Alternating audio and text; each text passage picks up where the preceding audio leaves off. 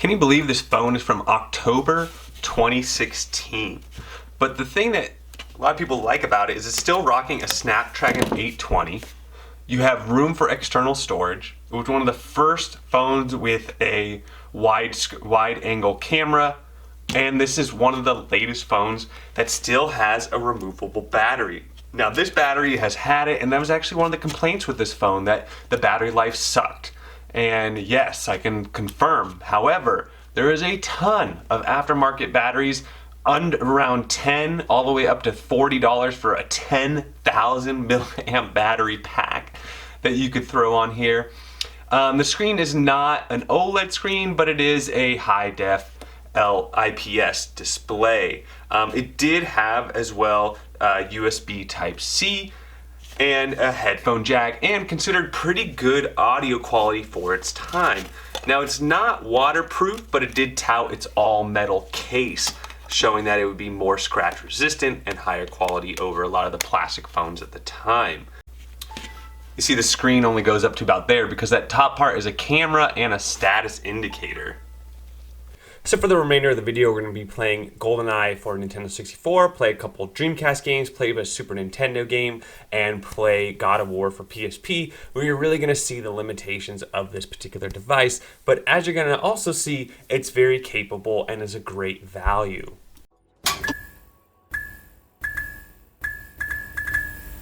So getting started off, we're going to be using the Redream emulator. You can easily download this in the Android Play Store. There's a free version and a pro version. The pro version allows you to play HD games. So we're also going to be using our SN30 Plus 8-bit DOE controller. I did have to set up some options here by clicking back on your phone, go up to the input settings at the top of the emulator, and change your controls. Once I changed my controls, I was rocking and rolling.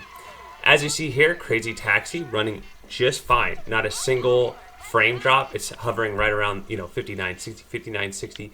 Even when I jump up in the sky and when I add a bunch of extra stuff going on the screen, it's still fine.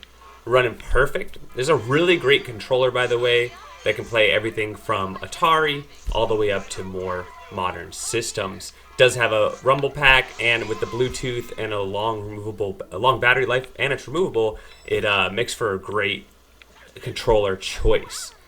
So as you see, just running around town here, about to run out of time, but just showing you that it's not just certain scenes, a lot of the game running good. The next game is Quake 3, and just so you know, my controls are very, very bad. I'm not used to these controls at all. And for the fact that I'll be playing so many games in this video, it's more for just the performance. The other thing is, I don't think I have my screen on full brightness in this particular frame. In the next game, I brighten it all the way. But as far as the looks of it and the frame drops, it's actually running really well. When I ran the same game on my NVIDIA Shield, as well as some other, I actually did get a little slowdown. So I'm a little kind of perplexed why that is. But here we are on the V20, and it's running really well, as you see. Even when we're both firing at each other and moving around, it's running just fine. So the entire Dreamcast library is going to run really well. Now, obviously, some of the Dreamcast games won't run, but that's still going to leave you like 400 or 500 Dreamcast games to play. Now we're in the Nintendo 64 emulator, and I'm running the GLES version of the emulator. And some hiccups that are pretty typical to the emulator, not necessarily the process speed here. But you'll see once I get going, where you see lag in this is when you start firing at you and you got a bunch of stuff on the screen. So for example, when I walk by the green van here, you will see the most slowdown that I was able to see. But it's still full speed, 100% playable. So that's going to leave a lot of the Nintendo 64 library available to you. Now with this particular emulator, you can upscale the resolution to 4K. This phone doesn't do 4K, but it does, I think, like 2K. Either case, when you upscale it does look good. Kind of smooths out some of those jagged edges. But I'd have no problem playing through this game in the current setup. Now, here we go with Aero Fighters for SNES. This isn't really a performance test. Just to show you, you can put RetroArch on your phone and then run Sega Genesis, NES, SNES, Atari, MAME, Capcom system, Play Systems, Unit Neo Geo, Sega CD, all that stuff. Really easy to play. This bomb is reminding me of that DVD logo on an off DVD player. I'm also able to use the turbo button on my SN30 Plus Pro in this particular game. So all I'm doing is holding down Y, where in the original game you have to just tap that Y button as fast as you possibly can. You might call it cheating. I call it anti-cramping. To each their own. Now, it's running great. No problems. You could run shaders on this, all kinds of things. And then you could just quit RetroArch or play other games like Nintendo 64, Sega CD, etc.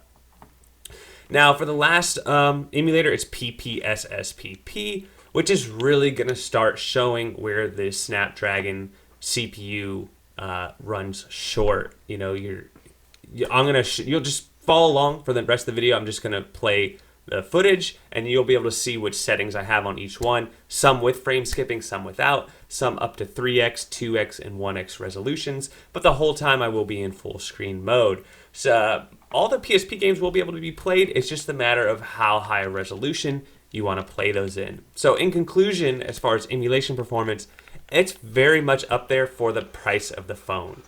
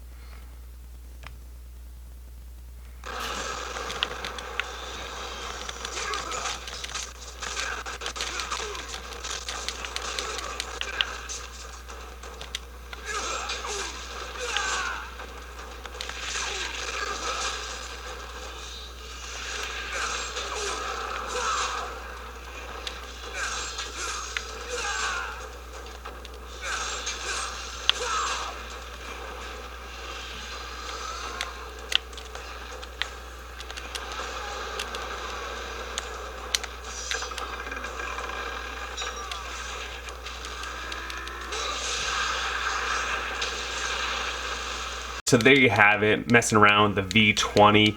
Nintendo 64, pretty darn good, no problems at all. Dreamcast, yeah, it was running really good. I even played Quake 3, which tends to get a little bit of lag in it, and was running actually quite well. Now, each processor and emulator and everything is slightly different, and certain things are going to play better depending on the CPU, GPU combo. But overall, I was pleasantly surprised in this, especially considering how old it is. Now, remember, you got a lot of new phones on the market now, and you can get things like an OLED screen, which is something I might prioritize, and you can get a faster processor. But for that $100 price mark, this one is definitely one to consider. I will be upgrading the battery on this one, also the aftermarket batteries and the replaceability of the battery. There's a lot of pros to this particular device, so that's what I think. Let me know what you all think. Don't forget to like and subscribe, and we'll catch you on the next one.